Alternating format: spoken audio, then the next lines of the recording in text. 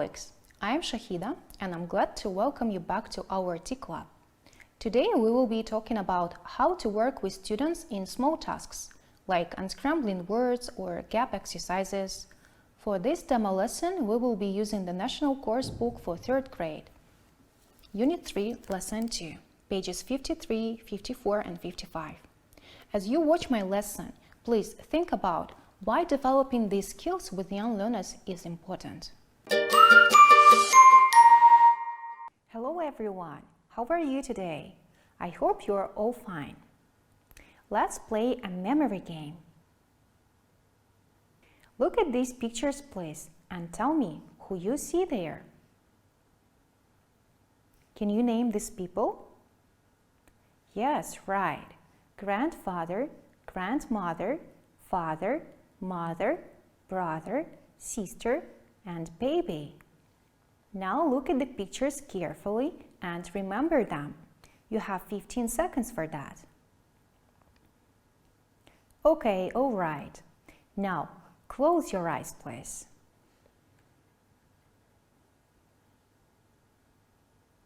Okay, open your eyes and tell me which picture is missing. Yes, grandmother. Let's say the words all together again. Grandfather, grandmother, father, mother, brother, sister, and baby. Okay, close your eyes again now. Which picture is missing now?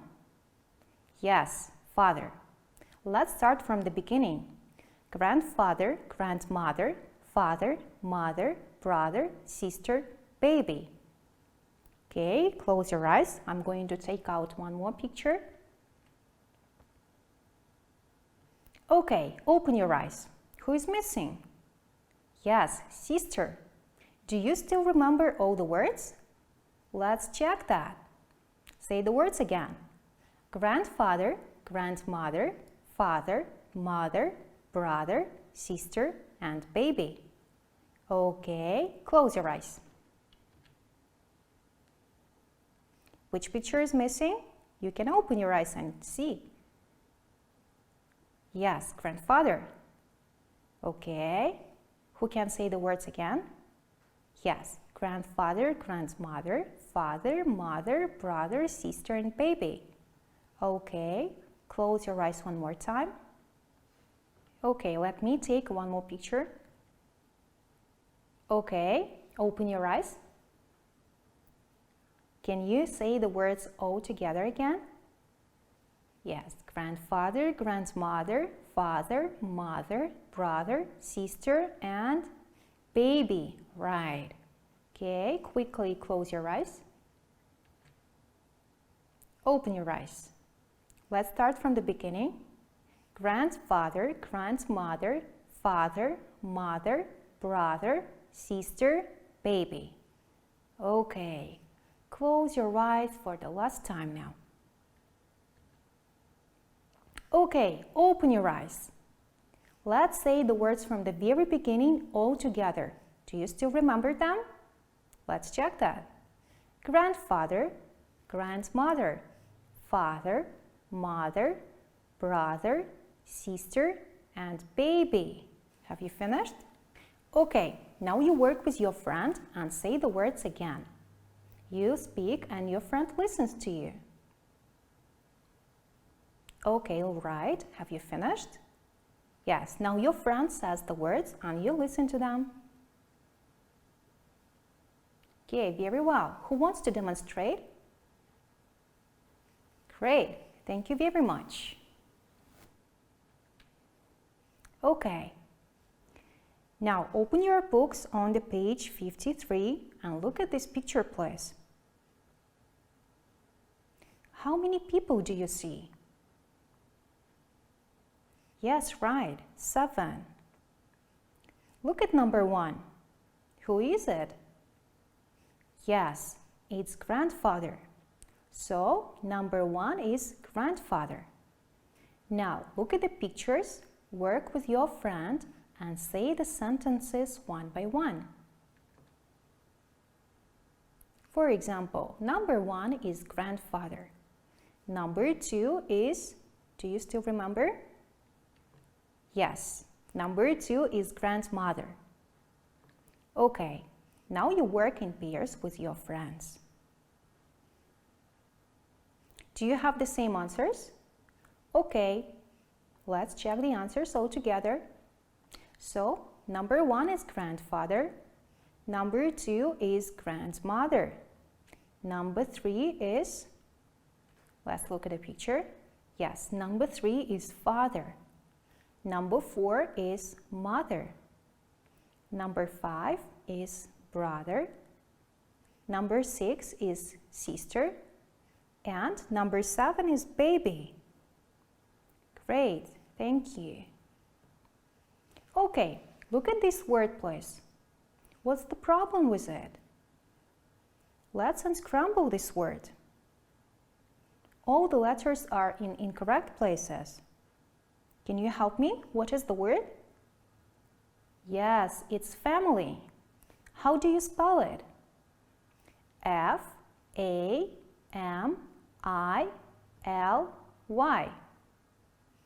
Family.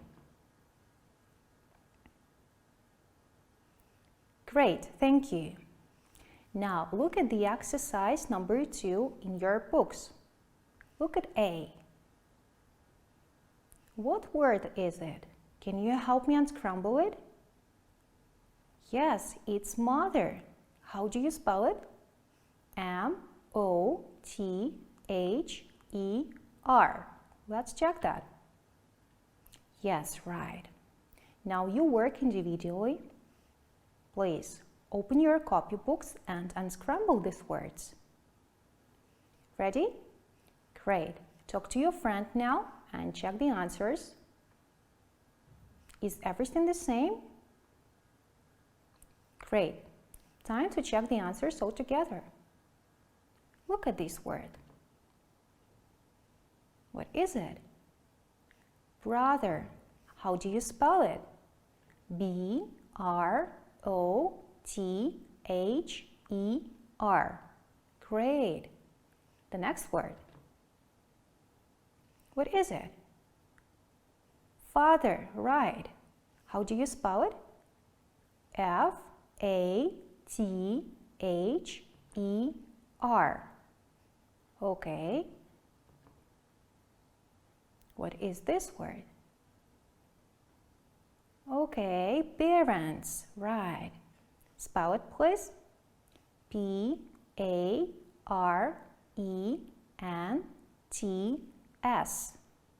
Good. It's a long word. It's a bit difficult. Oh, you know, it's grandfather. How do you spell it?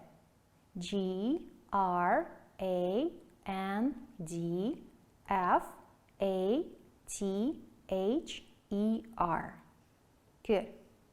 Okay, the next word is coming. Oh, okay, it's a sister. So how do you spell the word sister?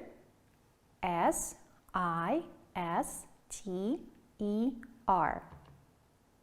Yes, it's right. Okay. This also seems a long word. It's grandmother. Good. Spell it, please. G-R-A-N-D-M-O-T-H-E-R. Good. The next word. Oh, it's short. It's baby. Yes, you're right. How do you spell the word baby? B-A-B-Y. Okay, yes, we have talked about this one. It's mother. M-O-T-H-E-R. And one more word. Yes, it's family. So let's spell it all together. F-A-M-I-L-Y. Good, great. Yes. Let's talk about something new now. Look, it's a boy. A boy is he. So we use he for males. Look at the girl now. A girl is she. We use she when we talk about females. Look at the boy and the girl. They. We use they when we talk about males and females. Look at the pencil. The pencil is it. Look at pencils. Pencils are they. We use it when we talk about one object. We use they when we talk about 2, 3, 4, 5 and more objects. Look at the mouse. The mouse is it. Look at mice. Mice are they. When we talk about an animal, a bird or an insect, we use it. When we talk about 2, 3, 4 and more animals, birds or insects, we use they. Okay, let's look on the exercise number 3 in your books on the next page. Look, we have the table here with 4 categories: he, she, it, and they. Look at the words mother, father, sister, brother, grandmother, grandfather, dog, parents, baby, grandparents, cat. Mother is she. That's why we write it under the word she. Look at the word father. Can I write it here? No, father is not she. Father is he. So you write it here under the word he. Okay.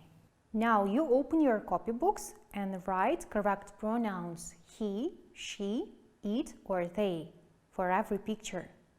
Work individually, please. Have you finished? Can you swap your copybooks with your friend and check each other's answers? Okay, is everything the same? Great. Time to check the answers all together. Let's do it this way. I say a word, for example, father, and you raise your left hand if the answer is he. Raise your right hand if the answer is she. Raise both hands if the answer is they. And if the correct pronoun to use is it, you don't raise your hands. Let's start. Cat. Right, cat is it. We don't raise our hands.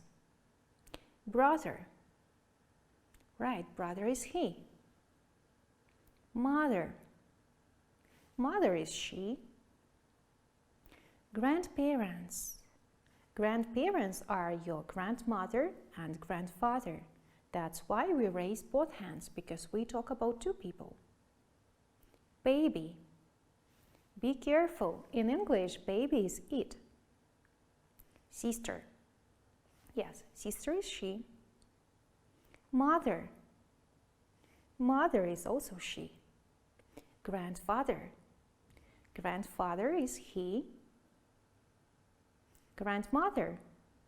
Right, grandmother is she. Parents. Parents are father and mother, two people again. Let's raise two hands.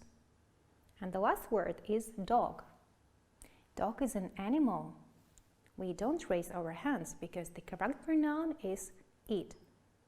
Great. All right, look at the exercise number 4 now. We have different pictures here and pronouns. You can use the pronouns he, she, they, and it. Look at the picture 1. What pronoun can we use? He, she, they, or it? Yes, number 1 is it because it's the object. What about picture number 2? Can we use it? No, we can't. Number 2 is they because we can see two people here. Okay, now you open your copybooks and write correct pronouns for every picture. Work individually, please.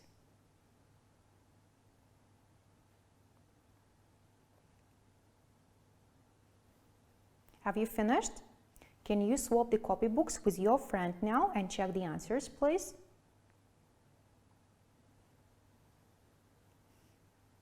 Is everything the same?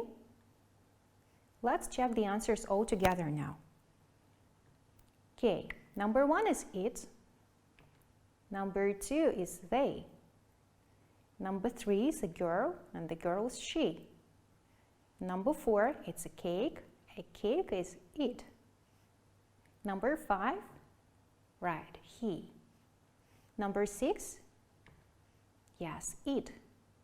Number 7, they, many objects. Number 8, yes, also they, because we have 2 people here. Number 9, right, it. And the last picture, number 10. Yes, the answer is they. Great. Now it's time for the homework. Please open your books on page 55 and look at the exercise number 5. Here you need to choose the correct pronouns for the words. For example, number 1, Dan. Dan is a boy. A boy is he. So Dan is he. We write it like this. 1, he. You should do this task in the copybooks. That's it for today. Goodbye and see you the next time. Dear colleagues, I am pleased to talk to you again and have some tea time with you now. Let's discuss our demo lesson. You may recall that before starting the lesson, I asked you to think about why developing these skills with the young learners is important. Let's talk about it now. Writing often tends to be neglected in the classroom, but it's an essential part of the language development. Looking back at our lesson, we can say that writing allows young learners to practice new vocabulary and structures. It's also a fundamental way in which children learn to organize their ideas. And learning to write well helps students to be better readers. As you remember, I started the lesson with a warm-up game, which can also be a lead-in to the lesson. Now I've got another question for you. Is it necessary to use warmers? Yes, it definitely is. The reason is that warm-up activities help to create a positive and relaxed atmosphere in the class. They can help students revise what they have learned in the past few lessons, and they are fun. The warmer that I used was related to the main objective of the lesson, but they don't always have to be. The purpose of warmers is to help students start to focus upon the lesson, to let them get accustomed to hearing and speaking English before the real lesson begins. My warmer was aimed at the revision of previously learned vocabulary and setting the tone for what will follow. That is why it can also be used as the lead-in. I used a PowerPoint presentation to play with our imaginary students, but if you do not have a computer in your class, you can stick the pictures on the board and then draw stars or any symbols when you gradually take the pictures out. You might have noticed that during the warm-up game, students drilled the words several times before I asked them to work in pairs. Why? Remember that drilling is an important part of language learning. While drilling the words all together, students had the opportunity to practice pronouncing them, so that when they work in pairs, there will be a very little possibility for them to mispronounce the words. It also gives students additional confidence, and they won't be afraid of making mistakes. It's not always necessary to ask individual students after they worked in pairs, but there are usually enthusiastic learners who would like to be asked in open class, so it's a good idea to give them the chance to demonstrate their skills. Let's talk about the first exercise which our students did at the lesson. What did they practice while doing it? Right, they practiced using previously learned vocabulary in short sentences. During the warm-up game, we revised family words so that students wouldn't have problems with recognizing them on the pictures. Thus, students were able to name the pictures without teachers' help and could fill in blanks following teacher's example. Let's reflect on the importance of using a think, pair, share technique. You may recall that our students worked individually, then in pairs and as an open class, but you can change it from time to time. In a real class, you may ask your students to check their answers in groups of 3, not only in pairs. It's also not always necessary to ask your students to swap their roles. I chose not to do it this time because we have already worked on the pronunciation of the family words while playing the warm-up game, so that students just check the accuracy of their answers. As for the task which followed, you may have noticed that we worked with more words to make it more challenging. Unscrambling the words is a great way to help your students memorize how to write them. And of course, you can make it more fun for your real students. We usually use games as a warm-up activity or a revision of the previous topic at the beginning of the lesson. However, games can be used during the whole lesson as well. Instead of routine checking, you can have it as a racing competition. You can divide your real students into teams, make them stand in lines in front of you, and show them the cards with scrambled words. Students should name the words and race to the board to write them correctly. To make it more competitive, you can allow 1 point for correct pronunciation and another one for correct spelling. Without erasing the words, you can ask your students to go back to their seats and check their answers in copybooks. Do not hesitate to break the routine. Remember, you work with young learners who enjoy moving the classroom rather than sitting in the same position the whole lesson. Do you remember what followed the Unscramble the Words activity? Yes, we talked about pronouns. As we have thoroughly revised family words, our students were ready to learn something new. But you should keep in mind that presenting a completely new grammar structure almost in the middle of the lesson is not a good idea. The grammar which I taught wasn't absolutely unknown for the students. It was rather simple, and what's more important, it was closely connected to the topic of the lesson. After the presentation, students practiced differentiating between pronouns with the help of the family words. The next exercise was done in a written form, but you can choose to do it orally. You can give your students a few seconds to study the pictures first, and then ask them to work in pairs or in groups of 3 and say the pronouns one by one. You can also group strong students with weaker ones who need more time to come up with the answers. It's good practice for students because they explain things to each other, and we all know that they learn better this way. Let's sum up what we have talked about. Writing can be an engaging, interesting, and inspiring activity for young learners. Do not hesitate to play a game with your students and use Think, Pair, Share technique. Remember that children are active learners and thinkers who learn through social interaction. Do not neglect writing in your class, even if it's just a small element. Writing skills only develop when learners are taught how to write and are given opportunities to practice these skills and strategies. I hope that this lesson was useful for you, dear colleagues. If you have any questions regarding the lesson, or if you want to clarify the points which are not clear to you, please feel free to contact us through our website. I'm looking forward to seeing you soon. Goodbye, dear teachers.